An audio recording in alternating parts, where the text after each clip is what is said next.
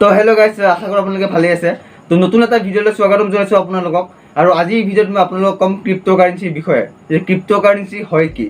আজিৰ ভিডিঅ'ত মই ক্ৰিপ্ট'কাৰেঞ্চিৰ বিষয়ে এইকাৰণে ক'বলৈ গৈ আছোঁ, কাৰণ ক্ৰিপ্ট'কাৰেঞ্চি এতিয়া ইণ্ডিয়াত একচেপ্টেবল হৈছে আৰু চলিছে লাহেকৈ। আৰু বহুত 20-30% মানুহ এতিয়া জানিবলৈ লৈছে যে ক্ৰিপ্ট'কাৰেঞ্চি হয় কি। তো আজিৰ ভিডিঅ'ত মই ক্ৰিপ্ট'কাৰেঞ্চিৰ বিষয়ে ক'ম, অলপ থুলমূলকৈ ক'ম, যাতে ইজিলি ক'ম, যাতে আপোনালোকে বুজি পায়।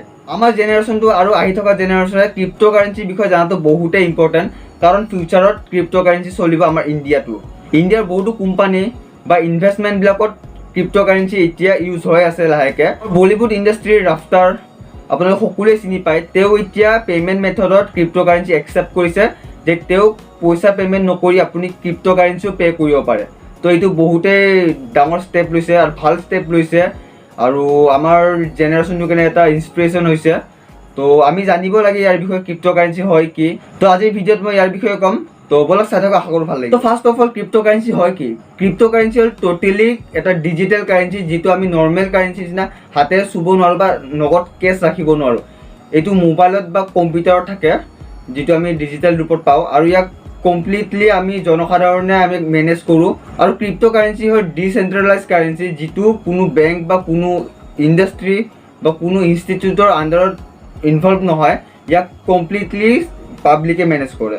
বিটকইনৰ নামটো আপোনালোকে সকলোৱে শুনিছে, যদিও নাজানে বিটকইন হয় কি, তথাপিও আজিৰ দিনত সকলোৰে মুখত শুনি আহিছে যে বিটকইন হ'ল ফাৰ্ষ্ট ক্ৰিপ্ট'কাৰেঞ্চি, আৰু ইয়াক 2009 চনত ছাট'শি নাকামোটোৱে উলিয়াইছিল। ক্ৰিপ্ট'কাৰেঞ্চিৰ ওপৰত বহুত ডাঙৰ টেকন'লজি এটা জড়িত হৈ আছে, আৰু ই বহুতে ইণ্টাৰেষ্টিং হয়।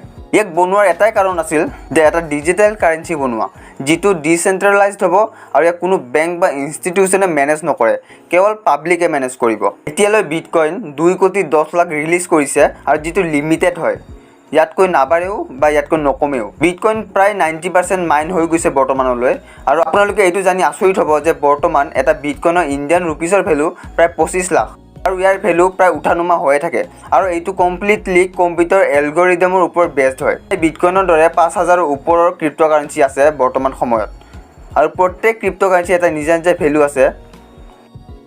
আমি ক্ৰিপ্ট'কাৰেঞ্চিবোৰ এক্সচেঞ্জ কৰিব পাৰোঁ বা ট্ৰেড কৰিব পাৰোঁ।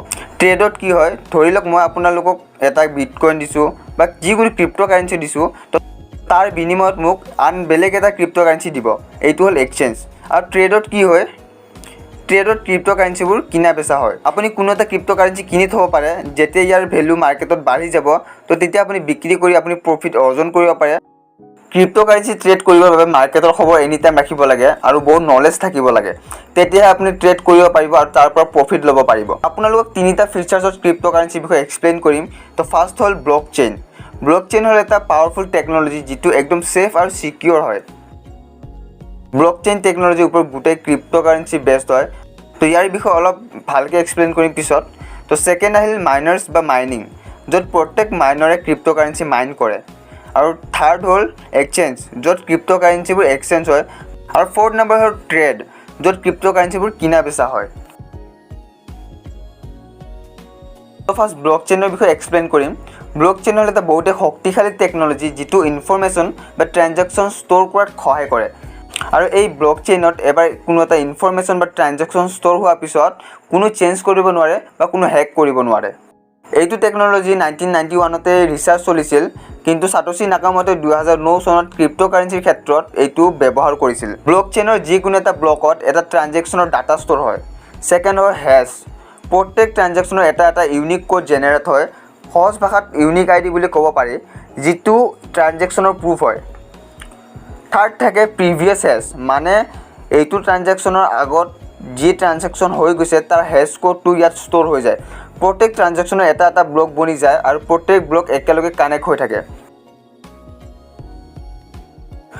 যদি আপুনি ব্লকচেইনত ট্ৰানজেকশ্যন কৰে, তো সেই ট্ৰানজেকশ্যনৰ ডাটাবেছ লাখ লাখ কম্পিউটাৰত ষ্ট'ৰ হৈ যায়। সেইকাৰণে ইয়াক হেক কৰাটো বহুতেই কঠিন হৈ পৰে, কাৰণ হেক কৰিবৰ কাৰণে এটা সময়ত হাজাৰ হাজাৰ বা লাখ লাখ কম্পিউটাৰ একেলগে হেক কৰিব লাগিব, আৰু এইটো একেবাৰে ইম্পচিবল। তো নেক্সট হ'ল মাইনাৰ, আৰু ইহঁতে মাইনিং কেনেকৈ কৰে। এইমাত্ৰ যে ক'লোঁ মই ব্লকচেইনৰ হাজাৰ হাজাৰ ট্ৰানজেকশ্যনৰ ইনফৰ্মেশ্যন বা ডাটাবোৰ ষ্ট'ৰ হৈ থাকে, তো সেইবোৰৰ কাৰণে হাজাৰ হাজাৰ বা লাখ লাখ কম্পিউটাৰৰ ব্যৱহাৰ হয়, যিবোৰ কম্পিউটাৰে ডাটাবোৰ ষ্ট'ৰ কৰি ৰাখে। যদি আপোনালোকে এটা ভাল মাইনাৰ্ছ হ'ব বিচাৰে বা ভাল মাইনিং কৰিব বিচাৰে, তেন্তে আপোনাক কম্পিউটাৰ লাগিব, আৰু তাৰ লগত হাই টেকন'লজিৰ GPU, CPU বা গ্ৰাফিক্স কাৰ্ড এইবোৰ লাগিব। যেতিয়া আপোনাৰ কম্পিউটাৰ চিষ্টেম বহুত হাই হয় তেন্তে ইয়াৰ মাইনিঙৰ স্পীড বাঢ়ি যায় আৰু ক্ৰিপ্ট'কাৰেঞ্চি পোৱা চান্স বহুতেই বেছি থাকে। উদাহৰণ এটা দি আছোঁ, যদি আপুনি গ'ল্ড মাইন কৰি আছে তেন্তে যদি হাতেৰে বা সৰু সুৰা সঁজুলিৰে আপুনি গ'ল্ড মাইন কৰি থাকে তেন্তে ইয়াক বহুত সময় লাগিব আৰু গ'ল্ড পোৱা চান্সটো বহুতেই কমি যাব। ইয়াৰ বিপৰীতে যদি আপুনি হাইটেক মেচিন বা high tech gold tracker mining machine এইবোৰ যদি ইউজ কৰে তেন্তে গ'ল্ড পোৱাৰ চান্সটো বহুতেই বেছি হ'ব আৰু ইয়াৰ স্পীডটো বাঢ়ি যাব। ঠিক তেনেদৰে ক্ৰিপ্ট'কাৰেঞ্চিটো একেই হয়।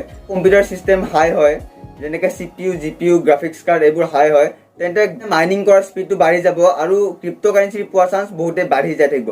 মাইনাৰ্ছ বা মাইনিঙৰ কনচেপ্টটো আপোনালোকে অলপ হ'লেও বুজি পাইছে। মানে নৰ্মেলি কি হয়, ইয়াত যদি একদম চিম্পল ভাষাত ক'বলৈ যাওঁ, আমি আমাৰ কম্পিউটাৰ ইউজ কৰি ব্লকচেইনৰ ডাটাবোৰ ষ্ট'ৰ হোৱাত সহায় কৰি আছোঁ আৰু তাৰ বিনিময়ত আমাক ৰিৱাৰ্ড হিচাপে ক্ৰিপ্ট'কাৰেঞ্চি দি আছে। আৰু যদি আমাৰ কম্পিউটাৰৰ স্পীড ভাল হয় তেনে মাইনিং কৰাৰ স্পীডো বাঢ়ি যাব আৰু ইয়াত ক্ৰিপ্ট'কাৰেঞ্চি পোৱা চান্স বাঢ়ি যাই থাকিব। আৰু থাৰ্ড হ'ল এক্সচেঞ্জ, য'ত আমি ক্ৰিপ্ট'কাৰেঞ্চিবোৰ ইটোৰ লগত সিটো এক্সচেঞ্জ কৰিব পাৰোঁ। যদি মোৰ লগত কিবা এটা ক্ৰিপ্ট'কাৰেঞ্চি আছে আৰু আপোনাৰ লগত বেলেগ এটা ক্ৰিপ্ট'কাৰেঞ্চি আছে, আমি যদি এক্সচেঞ্জ কৰিব বিচাৰোঁ তো আমি এক্সচেঞ্জ কৰিব পাৰোঁ। যদি আপুনি ভাবে যে কোনোবা এটা ক্ৰিপ্ট'কাৰেঞ্চি ফিউচাৰত ইয়াৰ ভেলু বাঢ়ি যাব তেন্তে আপুনি কিনি ৰাখিব পাৰে আৰু যেতিয়া ইয়াৰ ভেলু বাঢ়ি যাব তেতিয়া আপুনি বিক্ৰী কৰি প্ৰফিট ল'ব পাৰে। আৰু লাষ্ট আহিল ট্ৰেড, যিটো বহুতে ইণ্টাৰেষ্টিং হয়। মোক পাৰ্চনেলি বহুতে ইণ্টাৰেষ্ট লাগে এইটো পাৰ্টটো, য'ত ক্ৰিপ্ট'কাৰেঞ্চিবোৰ কিনা বেচা হয়। ইয়াৰ প্ৰচেছটো কেনেকৈ হয়, ইয়াৰ আগত যিটো আমি ক্ৰিপ্ট'কাৰেঞ্চি এক্সচেঞ্জ কৰিছিলোঁ তো সেই ক্ৰিপ্ট'কাৰেঞ্চিটো আমি ট্ৰেডত বিক্ৰী কৰিম। যদি ট্ৰেডত কোনোবা এটা ক্ৰিপ্ট'কাৰেঞ্চিৰ ভেলু কমি গৈ আছে তো আমি ইয়াক কিনি থ'ব পাৰোঁ আৰু যদি ভৱিষ্যতে তাৰ ভেলু বাঢ়ি যায় তো আমি আকৌ ট্ৰেডতে বিক্ৰী কৰিব পাৰিম। ট্ৰেডতে মেইন কিনা বেচাখিনি হয় আৰু গোটেই খেল ইয়াতে খেলা হয়। ক্ৰিপ্ট'কাৰেঞ্চি ট্ৰেড কৰিবলৈ ইয়াৰ মাৰ্কেটৰ বিষয়ে জনাটো বহুতেই ইম্পৰ্টেণ্ট হয়, কাৰণ ইয়াত প্ৰত্যেকটা ক্ৰিপ্ট'কাৰেঞ্চি উঠা নমা হৈ থাকে। তো কেতিয়া ইয়াৰ ভেলু বাঢ়ি যায় কেতিয়া কমি যায় কোনো ক'ব নোৱাৰে। তো এনি টাইম ইয়াৰ বিষয়ে নলেজ থাকিব লাগিব আপোনালোকক। ইয়াৰ মাৰ্কেটৰ বিষয়ে জানিব লাগিব, কেতিয়া উঠিছে কেতিয়া নামিছে, কেতিয়া ইনভেষ্ট কৰিব লাগে, কেতিয়া কিনিব লাগে, কেতিয়া বিক্ৰী কৰিব লাগে, কোনটো ক্ৰিপ্ট'কাৰেঞ্চিৰ ভেলু কেতিয়া কমি যায় বাঢ়ি যায় কোনো ক'ব নোৱাৰে। এইটো টোটেলি ক্ৰিপ্ট'গ্ৰাফিৰ ওপৰত বেষ্ট হয়। আশা কৰিলোঁ আজিৰ ভিডিঅ'ত চাই আপোনালোকে ক্ৰিপ্ট'কাৰেঞ্চিৰ বিষয়ে অলপ হ'লেও জানিলে যে ক্ৰিপ্ট'কাৰেঞ্চি হয় কি, কেনেকুৱা থাকে, ইয়াৰ প্ৰচেছটো কেনেকুৱা। যদি আপোনালোকে ক্ৰিপ্ট'কাৰেঞ্চিৰ বিষয়ে নেটত চাৰ্চ কৰে তো তাতে বহুত কমপ্লিকেটলি থাকে। তো মই বহুত দিন ৰিচাৰ্চ কৰিলোঁ, বুজিলোঁ, তো তাৰ পিছত মই এইটো ভিডিঅ'টো বনালোঁ আৰু মোৰ ভাষাত যিমান পাৰোঁ সহজ সৰলকৈ বুজাবলৈ ট্ৰাই কৰিছোঁ। আশা কৰোঁ ভিডিঅ'টো ভাল পালে আপোনালোকে চাই আৰু লগ পাম নেক্সট ভিডিঅ'ত।